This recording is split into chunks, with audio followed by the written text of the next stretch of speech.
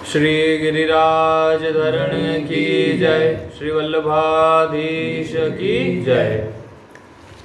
तो कल 7वां श्लोक पूर्ण हुआ, आज 8वां श्लोक प्रारंभ करना है। चलिए, और पहले संबंध पढ़ लेते हैं इस श्लोक का कि क्या कहना चाहते हैं अब इस श्लोक में भगवान।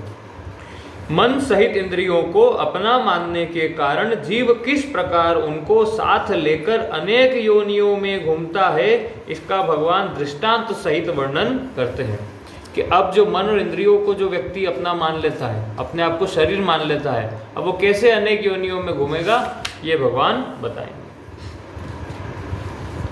शरीरम यद्वाप्नोति यच्चाप्युत कामतीश्वरः गृहीत्वित्वानि संयाति वायुर्गंधानि निवासयात्।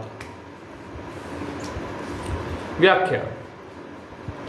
जिस प्रकार वायु इत्र के फोहे से गंध ले जाती है, किंतु वह गंध स्थायी रूप से वायु में नहीं रहती, क्योंकि वायु और गंध का संबंध नित्य नहीं है, इसी प्रकार इंद्रियां, मन, बुद्धि, स्वभाव आदि सूक्ष्म और कारण दोनों शरीरों को अपना मानने के कारण जीवात्मा उनको साथ लेकर दूसरी योनि में जाता।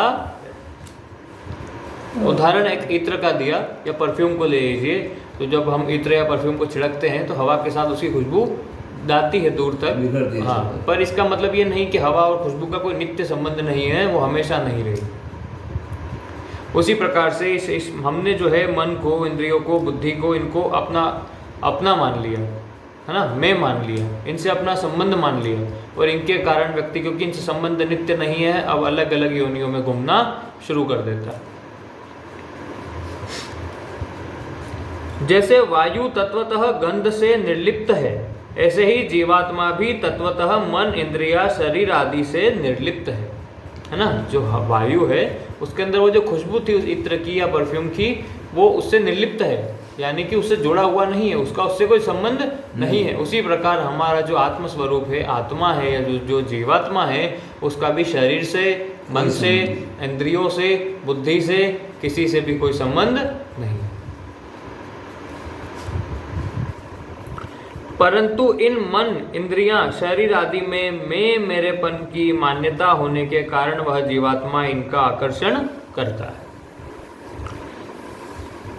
जैसे वायु आकाश का कार्य होते हुए भी पृथ्वी के अंश गंध को साथ लिए घूमती है, ऐसे ही जीवात्मा परमात्मा का सनातन अंश होते हुए भी प्रकृति के कार्य यानी कि प्रतिक्षण बदलने वाले शरीरों को साथ लिए भिन्न भिन्न योनियों में घूमता है।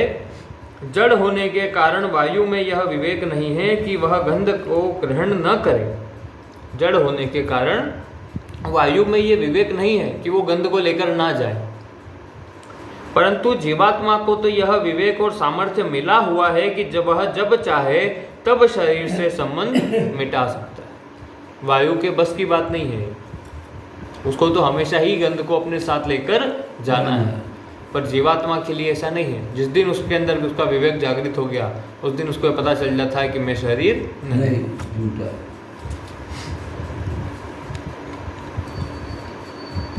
भगवान ने मनुष्य मात्र को यह स्वतंत्रता दे रखी है कि वह चाहे जिससे संबंध जोड़ सकता है और चाहे जिससे संबंध तोड़ सकता है। अपनी भूल मिटाने के लिए केवल अपनी मान्यता बदलने की आवश्यकता है कि प्रकृति के अंश इन स्थूल, सूक्ष्म और कारण शरीरों से मेरा यानी जीवात्मा का कोई संबंध नहीं है। फिर जन्म मरण के बंधन से सहज ही मुक्ति है। उसके बाद तो अपने आप ही व्यक्ति जन्म मरण के बंधन से मुक्त हो जाएगा, क्योंकि अगर शरीरों से संबंध टूट गया, अपने शरीर से संबंध छूट गया, संबंध विच्छेद हो गया, तब तो अपने आप मुक्त हो गया। भगवान ने यहाँ 3 शब्द दृष्टांत के रूप में दिए हैं, वायु, गंध और आशय। पहला वायु, दूसरा गंध और तीसरा आशय। आशय कहते हैं स्थान को, है ना, जलाशय, अलग अलग आशय मतलब स्थान। जैसे आशय, जलाशय ही आ गया, जल प्लस आशय, जलाशय अर्थात जल का स्थान। यहाँ आशय नाम स्थूल शरीर का है। जिस प्रकार गंध के स्थान यानी कि आशय इत्र के फोहे से वायु गंध ले जाती है और फोहा पीछे पड़ा रहता है, इसी प्रकार वायु रूप जीवात्मा गंध रूप सूक्ष्म और कारण शरीरों को साथ लेकर जाता है, तब गंध का आशय रूप स्थूल शरीर पीछे रह जाता है। यानी क्योंकि जो अगला जन्म मिल रहा है उसमें स्थूल शरीर, ये शरीर नहीं जाता, ये शरीर नहीं जाता, इसलिए स्थूल शरीर तो वहीं रह जाता है। पर शरीर कौन सा शरीर? सूक्ष्म और कारण शरीर, सूक्ष्म शरीर और कारण शरीर, क्योंकि अपने कर्म लेकर तो जा रहे हैं, तो सूक्ष्म और कारण शरीर को साथ लेकर जाता है। यहाँ ईश्वर पद जीवात्मा का वाचक है। इस जीवात्मा से 3 खास भूलें हो रही है। पहली, अपने को मन, बुद्धि, शरीर आदि जड़ पदार्थों का स्वामी मानता है, पर वास्तव में बन जाता है स्वयं उनका दास। जैसा कि मैंने कल ही बताया था कि हम कहते तो हैं, जो व्यक्ति कहता है ना कि मैं मन का राजा हूँ, जो मन कहता है वो मैं करता हूँ, तो फिर वास्तव में वो राजा कैसे हुआ? वो तो दास हुआ, वो तो गुलाम हुआ। क्योंकि जो मन कह रहा है वो अगर वो कर रहा है तो वो तो गुलाम हुआ, राजा कैसे हुआ? नहीं। तो वही बात यहाँ पर आ गई कि अपने को मन, बुद्धि, शरीर आदि जड़ पदार्थों का स्वामी मानता है, पर वास्तव में बन जाता है स्वयं उनका दास। दूसरा, अपने को उन जड़ पदार्थों का स्वामी मान लेने के कारण अपने वास्तविक स्वामी परमात्मा को भूल जाता है। और तीसरा, जड़ पदार्थों से माने हुए संबंध का त्याग करने में स्वाधीन होने पर भी उनका त्याग नहीं करता। ये 3। परमात्मा ने जीवात्मा को शरीर आदि सामग्री का सदुपयोग करने की स्वाधीनता दी है। उनका सदुपयोग करके अपना उद्धार करने के लिए ये वस्तुएं दी है, उनका स्वामी बनने के लिए नहीं। अपना उद्धार करने के लिए हमको तो मनुष्य जीवन मिला है ना, भगवान का भजन करें और भगवत प्राप्ति करें, पर इसका हम सदुपयोग ना करके दुरुपयोग करते हैं और संसार से अपना संबंध बनाकर और इस संसार के चक्र में फंसना शुरू कर देते हैं।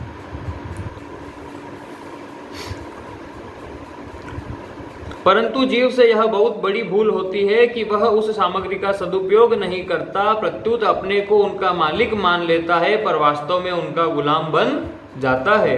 जीवात्मा जड़ पदार्थों से माने हुए संबंध का त्याग तभी कर सकता है जब उसे यह मालूम हो जाए कि इनका मालिक बनने से मैं सर्वथा पराधीन हो गया हूँ और मेरा पतन हो गया। यह जिनका मालिक बनता है उनकी गुलामी इसमें आ ही जाती है।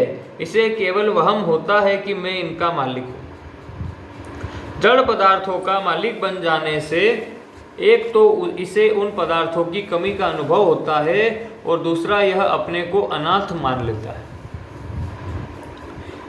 जिसे मालिकपना या अधिकार प्यारा लगता है वह परमात्मा को प्राप्त नहीं कर सकता, क्योंकि जो किसी व्यक्ति, वस्तु, पद आदि का स्वामी बनता है वह अपने स्वामी को भूल जाता है। यह नियम है। उदाहरणार्थ, जिस समय बालक केवल माँ को अपना मानकर उसे ही चाहता है, उस समय वह माँ के बिना रह ही नहीं सकता। किंतु वही बालक जब बड़ा होकर गृहस्थ बन जाता है और अपने को स्त्री, पुत्र आदि का स्वामी मानने लगता है, तब उसी माँ का पास रहना उसे सुहाता नहीं। यह स्वामी बनने का ही परिणाम है। इसी प्रकार यह जीवात्मा भी शरीर आदि जड़ पदार्थों का स्वामी यानी ईश्वर बनकर अपने वास्तविक स्वामी परमात्मा को भूल जाता है, उनसे विमुख हो जाता है। जब तक यह भूल या विमुखता रहेगी तब तक जीवात्मा दुख पाता ही रहेगा, तब तक दुख पाता है। ईश्वर पद के साथ अपि पद एक विशेष अर्थ रखता है कि यह ईश्वर बना जीवात्मा वायु के समान असमर्थ, जड़ और पराधीन नहीं है। इस जीवात्मा में ऐसी सामर्थ्य और विवेक है कि यह जब चाहे तब माने हुए संबंध को छोड़ सकता है और परमात्मा के साथ नित्य संबंध का अनुभव कर सकता है। परंतु संयोगजन्य सुख की लोलुपता के कारण यह संसार से माने हुए संबंध को छोड़ता नहीं और छोड़ना चाहता भी नहीं। जड़ता यानी शरीर आदि से तादाद में छूटने पर जीवात्मा यानी गंध की तरह शरीरों को साथ ले जा सकता ही नहीं। जीव को 2 शक्तियां प्राप्त है, पहली प्राण शक्ति जिससे श्वासों का आवागमन होता है, और दूसरी इच्छा शक्ति जिससे भोगों को पाने की इच्छा करता है। प्राण शक्ति हरदम क्षीण होती रहती है। प्राण शक्ति का खत्म होना ही मृत्यु कहलाती है। जड़ का संग करने से कुछ करने और पाने की इच्छा बनी रहती है। प्राण शक्ति के रहते हुए इच्छा शक्ति अर्थात कुछ करने और पाने की इच्छा मिट जाए तो मनुष्य जीवन मुक्त हो जाता है। देखो, जीवन मुक्त होने के लिए तो व्यक्ति को क्या होना आवश्यक है? निष्काम या फिर अचाह हो जाना, क्योंकि जब तक कामनाएं रहेंगी तब तक व्यक्ति मुक्त नहीं हो सकता। तो वही बात यहाँ पर आई है आगे। प्राण शक्ति नष्ट हो जाए और इच्छाएं बनी रहे तो दूसरा जन्म लेना ही पड़ता है, ये भी हम जानते हैं। व्यक्ति की मृत्यु हो गई और मृत्यु के समय उसकी जो है इच्छा रह गई, किसी के अंदर कोई कामना रह गई, अंतमति सो गति, और उसी में उसकी गति हो जाती है। अगला जन्म उसको उसी को प्राप्त हो जाता है जिसका उसने अपने मरते समय उसने जिसका स्मरण किया, उसको वही गति प्राप्त होती है। आगे,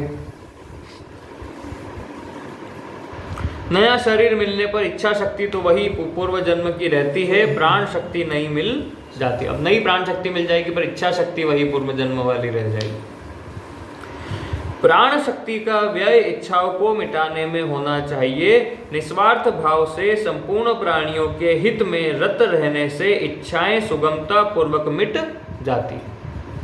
यहाँ गृहीत्वा पद का तात्पर्य है जो अपने नहीं हैं उनसे राग ममता प्रियता करना। जिन मन इंद्रियों के साथ अपनापन करके जीवात्मा उनको साथ लिए फिरता है, वे मन इंद्रियां कभी नहीं कहती कि हम तुम्हारी हैं और तुम हमारे हो। मन इंद्रियां थोड़ी, हम जैसे कि हम भगवान को कहते हैं तो भगवान भी बदले में कहते हैं कि हाँ तुम मेरे हो, ममे वांशु जीव लोग बोलते हैं कि नहीं बोलते, पर इंद्रिया और मन तो नहीं कहते कभी कि भैया आप मेरे, कभी नहीं कहते।